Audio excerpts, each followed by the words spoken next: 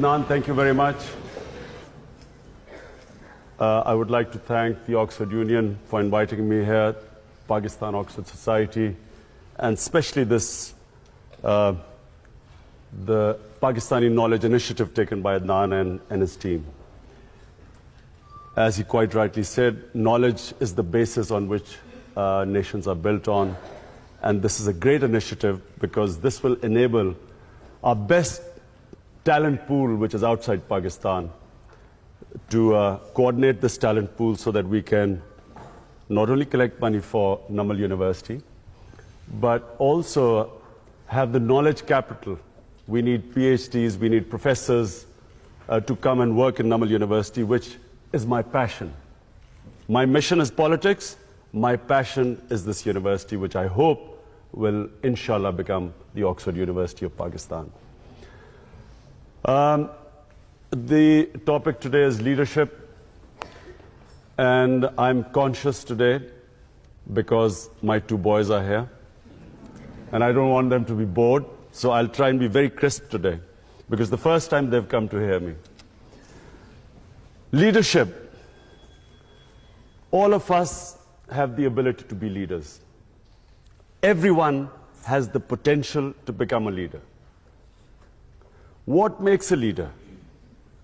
The first and foremost is the vision.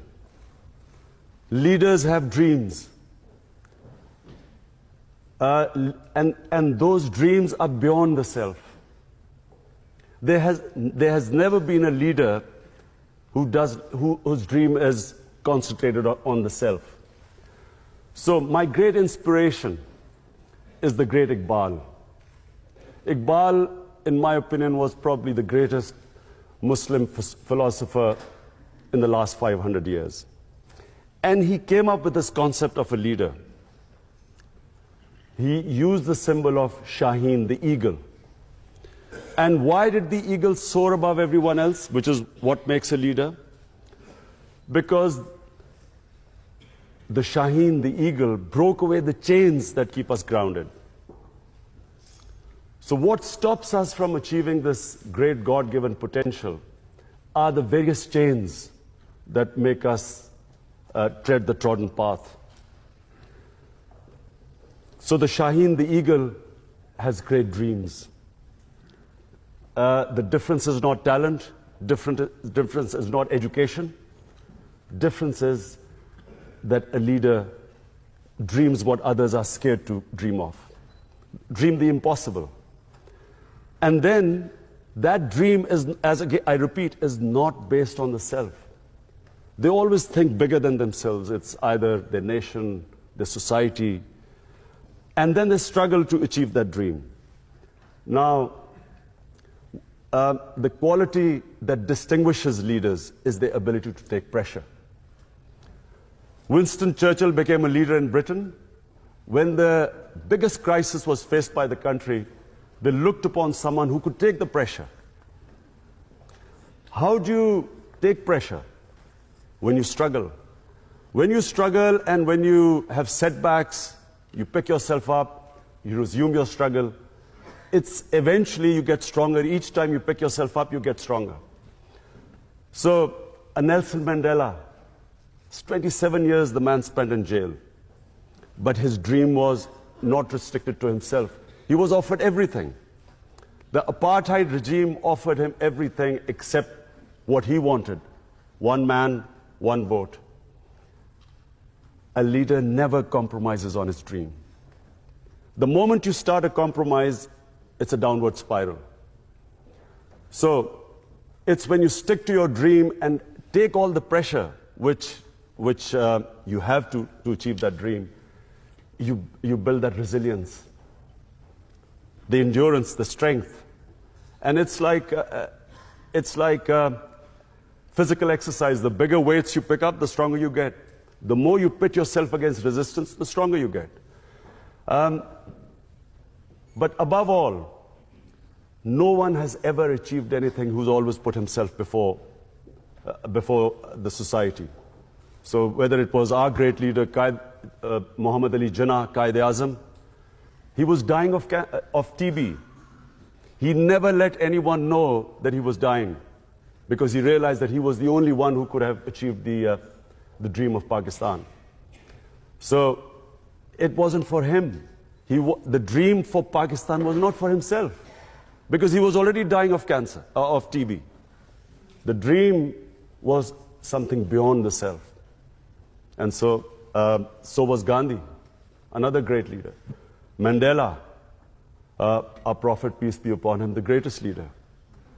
When he struggled for 13 years, every hardship he faced in these 13 years, and eventually when he headed the state of Medina, and all the hardships they faced, but when he was in the 10 years when it was at the peak of his power,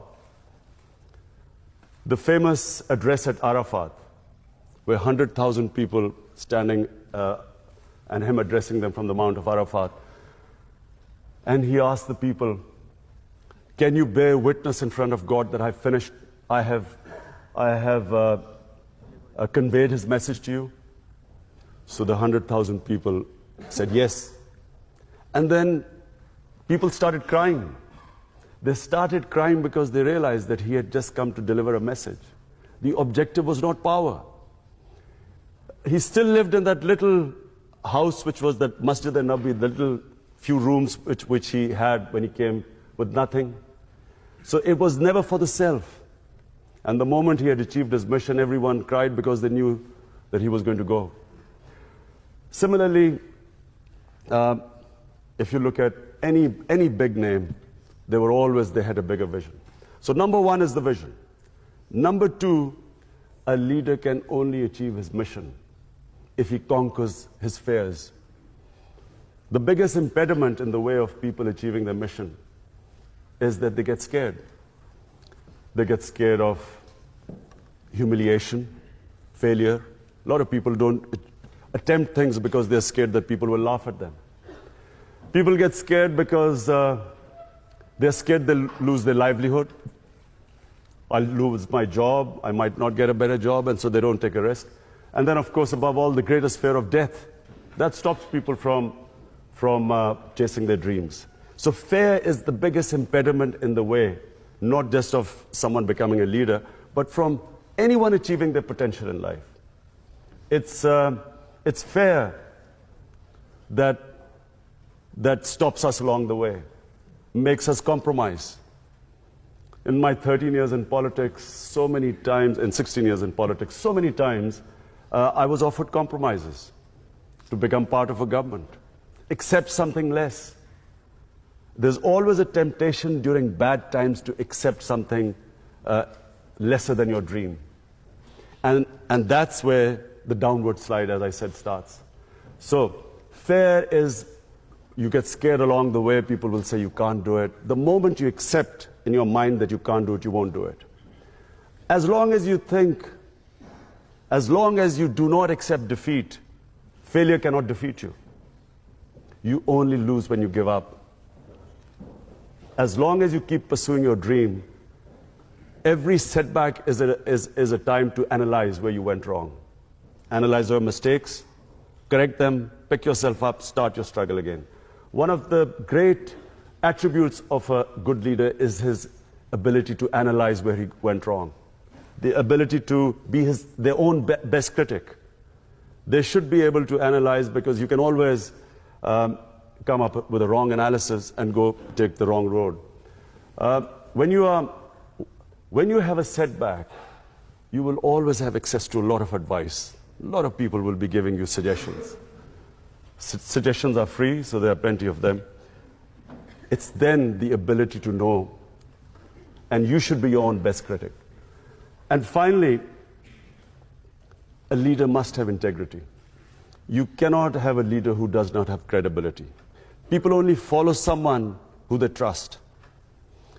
So all the great leaders, and our great leader, Jinnah, or even his opponents always knew him to be an honest man. He spoke straight, people trusted him, they knew where they stood with him. Of course, that was also the greatest, our prophet, peace be upon him, was called the honest one, the truthful one, Al-Amin. A leader cannot not be credible. You can't be a leader if you do not have credibility. So credibility is one of the biggest reasons why people follow you. They have to trust you to go out and risk their lives for you. So all great leaders always were trusted by the people who followed them. So these are the three main qualities that makes a leader. From my own experience, I found when I played cricket as captain, cricket was the only sport that needs leadership. No other sport needs a leader. The coach is everything. I found in cricket that when the chips were down, the entire team looked towards the captain.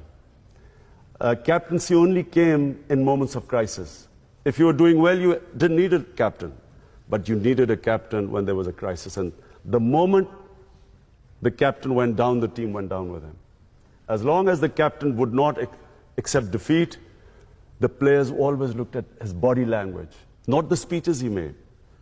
What was his body language? If his body language betrayed fear or if the body language reflected defeat, the team would give up. When I was building the hospital, it was far more difficult than something I had ever done on the cricket field.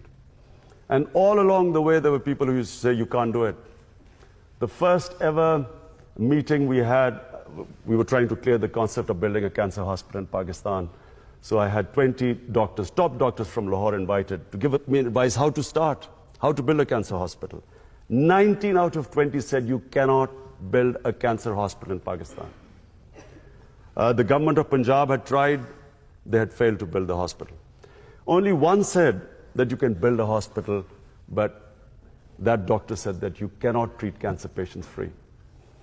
Today, Shaukat Hanum is the only private cancer hospital anywhere in the world where 70% of patients get free treatment.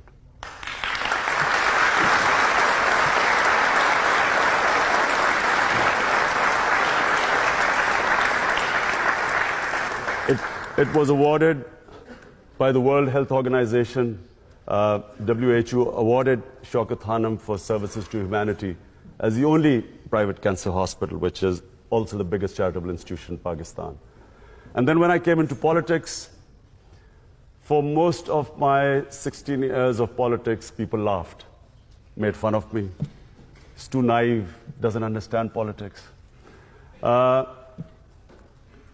And all along the way, I was told one thing. To succeed in Pakistani politics, you have to do as the Romans do. So you have to make compromises and so on. And I was always offered compromises. Today, the only reason Tehreek-e-Insaf is by far the fastest growing party in Pakistan, had I compromised, this would not have happened. It's because people in Pakistan, as they say, an idea whose time has come. Finally, people have realized that it's the only political party that they can trust. Tehreek-e-Insaf is the fastest growing party in Pakistan's youth because the youth wants change. And although even the other status quo parties talk about change, the youth of Pakistan today trusts Tehreek-e-Insaf. Had I compromised along the way, this would not be the position today. And it certainly would not be the position where Tehreek-e-Insaf today is poised. And I'm making a prediction in front of all of you. The next election will be swept by Tehreek-e-Insaf.